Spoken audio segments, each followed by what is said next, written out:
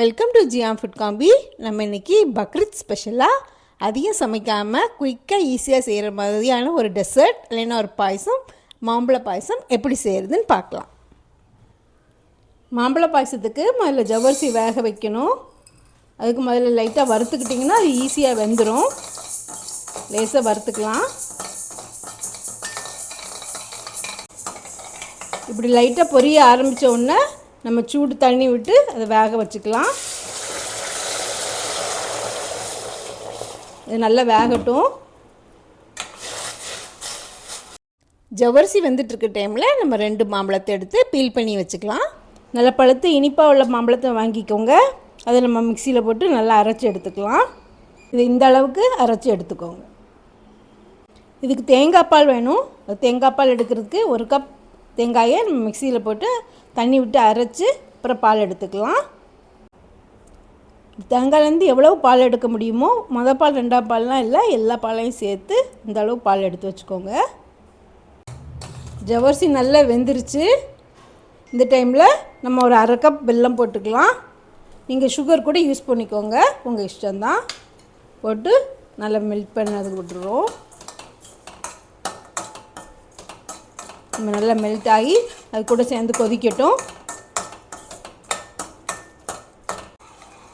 வெள்ளம் நல்லா மெல்ட் ஆகி நல்லா கொதிச்சிச்சு. இதை நம்ம ஆற விட்டுக்கலாம். இனிமேல் எதுவுமே நம்ம சமைக்க போகிறதில்ல. இதை நம்ம மாம்பழத்து கூட தான் மிக்ஸ் பண்ண போகிறோம். இனி எல்லாமே சேர்த்து மிக்ஸ் பண்ண வேண்டியது தான். நம்ம முதல்ல நம்ம எடுத்து வச்சுருந்தோம்ல அந்த தேங்காய் பால் விட்டுக்கலாம். நம்ம அரைச்சி வச்சுருந்தோம்ல அந்த மாம்பழத்தை போட்டுக்கலாம். இதை நம்ம பால் கூட சேர்த்து நல்லா மிக்ஸ் பண்ணிக்கலாம்.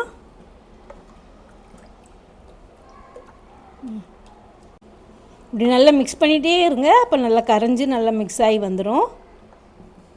கொஞ்சம் கட்டியாக இருந்தாலும் பரவாயில்ல, அது குடிக்கும்போது நல்லா தான் இருக்கும். நம்ம வேக வச்சுருந்தோம்ல அந்த ஜவ்வரிசியும் போட்டுடலாம்.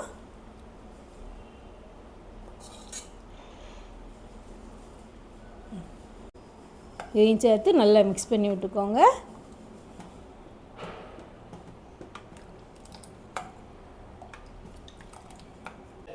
இனிப்பு கொஞ்சம் மைல்டாக தான் இருக்கும். நீங்கள் வேணும்னா சுகர் போட்டுக்கோங்க, இல்லைன்னா மில்க் மேடு ஒரு 1/4 கப் போட்டுக்கோங்க.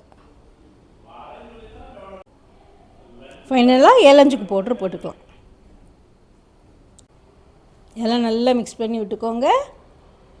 இதை நம்ம அப்படியே சாப்பிட்லாம், நல்லா ஃப்ரிட்ஜில் வச்சு கூல் பண்ணி சாப்பிட்லாம். அது உங்கள் விருப்பத்துக்கு ஏற்ற மாதிரி சாப்பிட்டுக்கோங்க. ரொம்ப டேஸ்ட்டாக இருக்கும். டேஸ்டியான அருமையான மாம்பழ பாயசம் ரெடி ஆயிடுச்சு.